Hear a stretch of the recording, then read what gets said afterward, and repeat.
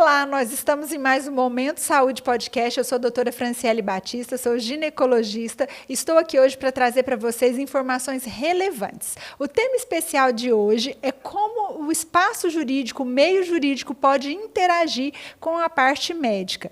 Nós ouvimos no dia a dia muitas coisas, mas hoje a gente tem aqui uma profissional, doutora Elaine Noleto, é uma advogada, especialista em direito médico, que vai nos esclarecer o que realmente é verdade e como esses dois meios podem se auxiliar em benefício do paciente. Muito obrigada, doutora, pela presença. Seja muito bem-vinda. Olá, eu quero agradecer o convite de estar aqui para falar sobre essa pauta direito médico. E aí estou à disposição para, naquilo que for possível, esclarecer um pouquinho e deixar claro muitos pontos de interrogações aí para as pessoas buscarem mais informações, mas estamos à disposição. Esse programa ele é veiculado na TV Assembleia, que é a única TV que vai para o estado todo. Então, acho que a gente pode começar tentando mostrar para os pacientes que estão aí nas cidades mais longínquas no interior, como eles podem ter um formato de acessar o meio jurídico para auxiliá-los nas questões de saúde. Às vezes, a pessoa visita uma unidade de saúde, ela é encaminhada para fazer um exame um pouco mais detalhado, um exame que exige um grande centro, ela entra numa fila de regulação, e aí ela aguarda um tempo para esse atendimento. A gente sabe que a gente tem um volume grande de pacientes que vêm de outros estados, o Tocantins acaba tendo um sistema de saúde um pouco mais comprimido pela chegada de pacientes do Pará, do Maranhão, do Mato Grosso, da Bahia, que sobrecarregam um pouco nossos hospitais. E como essa pessoa que tem uma necessidade mais urgente, ela pode buscar um auxílio jurídico para chegar até esse objetivo de melhora da saúde?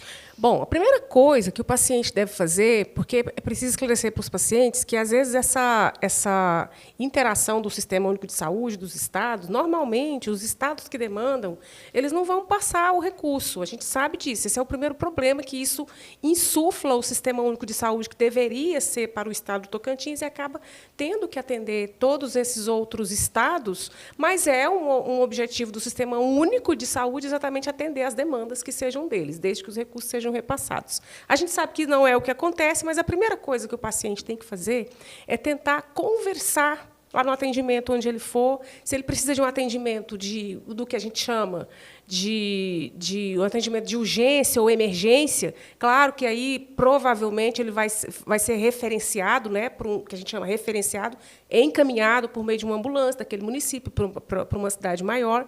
Mas aí é preciso, primeiro, eu sempre falo, dialogar.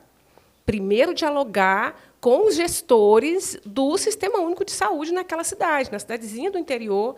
A gente sabe que o Pará, por exemplo, é um estado que tem cidades que precisam, para chegar, são de barco, né? E, às vezes, eles são encaminhados para a capital, viajam horas de barco para poder conseguir uma assistência médica, de lá são encaminhados para cá, para o Tocantins. Acontece isso. Então, a primeira coisa é tentar dialogar com quem comanda esse Sistema Único de Saúde na cidade. O prefeito? Pode ser o prefeito, pode ser quem gerencia o Sistema Único de Saúde, toda a Secretaria de Saúde, todo secretário ou secretária de saúde. Tem um Fundo Municipal de Saúde também, né? Então, não é questão de recurso, é questão de conseguir gestionar para resolver, para ser encaminhado. Qual o outro procedimento que ele deve tomar? Aqui no Tocantins, nós temos uma defensoria pública extremamente eficiente. A Defensoria Pública do Estado é uma defensoria de alto nível, que tem um atendimento excelente para a população. Caso não consiga resolver o problema ali do atendimento imediato, especialmente nos casos de urgência e emergência, procurar a Defensoria Pública da sua cidade ou da cidade mais próxima, que às vezes nem todos os municípios têm a defensoria pública, para conseguir resolver um problema que, às vezes, é um requerimento que precisa ser feito para a Secretaria de Saúde do outro estado, né? É um pedido que precisa ser realizado.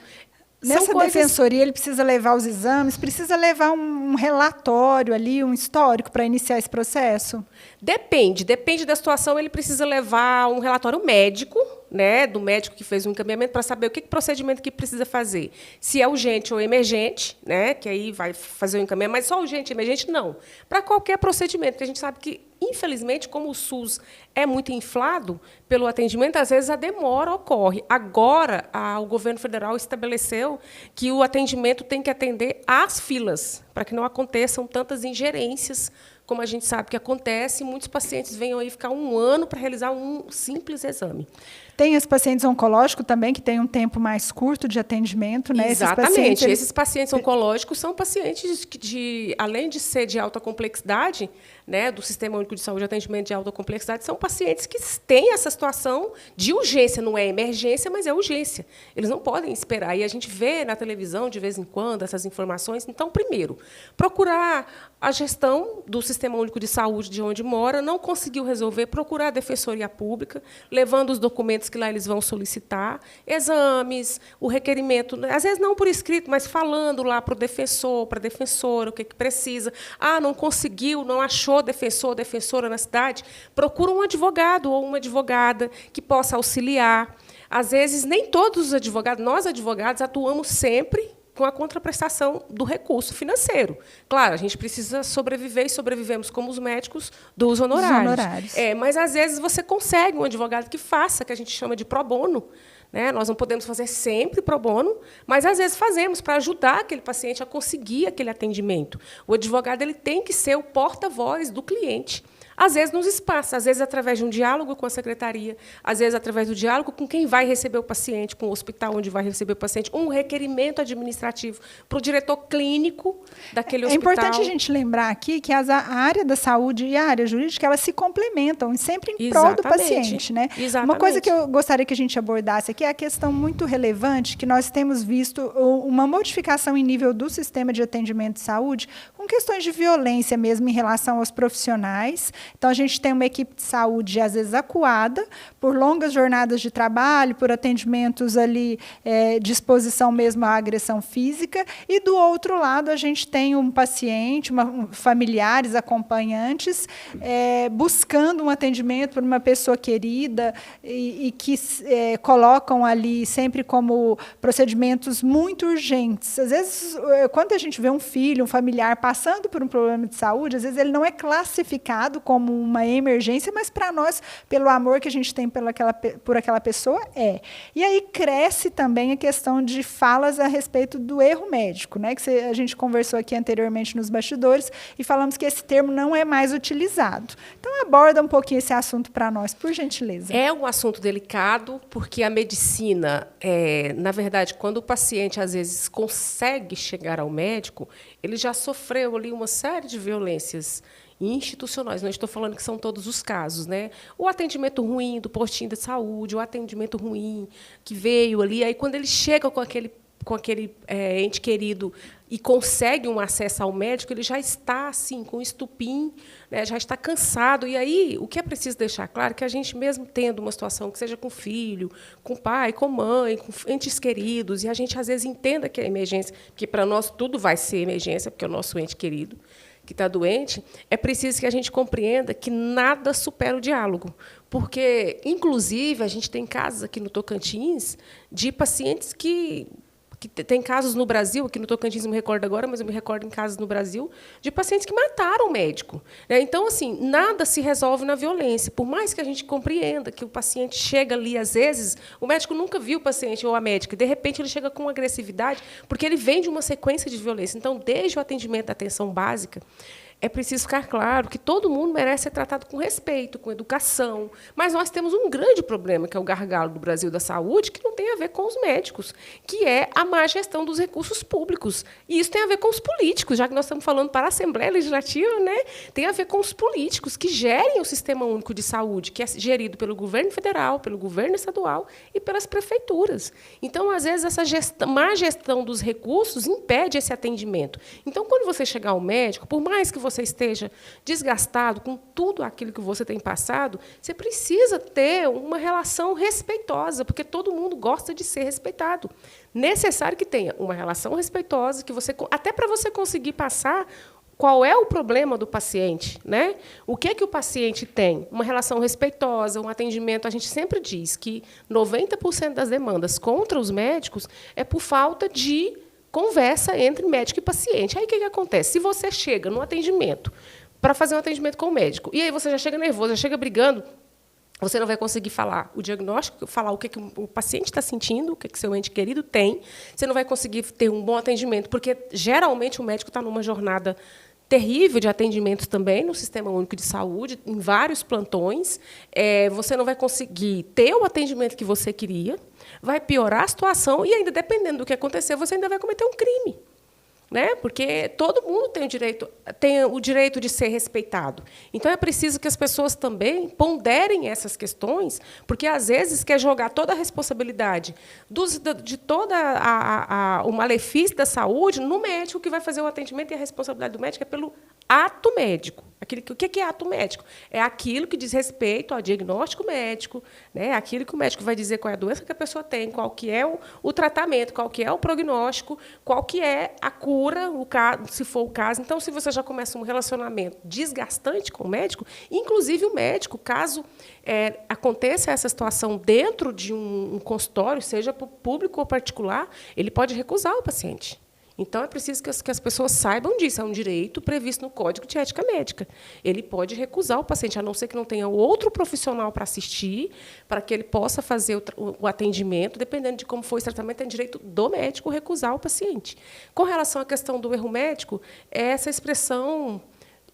eu, particularmente, tive um processo que eu ganhei exatamente porque os jornais publicaram: médica comete erro médico, ou seja, ela já errou, ela já está errada, a matéria da capa do jornal era essa, e a gente conseguiu reverter isso no Tribunal de Justiça, e o Conselho Nacional de Justiça, que é o órgão, todo mundo já quase ouviu falar, né, que é o órgão que fiscaliza o judiciário, mudou, disse que essa expressão não pode ser utilizada, porque é como se todos os processos que envolvessem responsabilidade do médico já ele tivesse cometido um erro médico. Então, o CNJ disse que não é adequado utilizar essa expressão erro médico, tanto que os meios de comunicação já sabem, aqueles que publicarem médico comete erro médico, sendo que não tem uma apuração, não tem um processo, não tem uma decisão judicial, vai responder judicialmente por isso. É importante essa fala que você teve em relação ao diálogo, né? São momentos de muita fragilidade e as pessoas buscam mesmo. Nosso Estado ele tem um apoio importante em relação à Defensoria, Ministério Público também, que são órgãos que buscam viabilizar essas situações em que, às vezes, a própria burocracia dos sistemas de regulação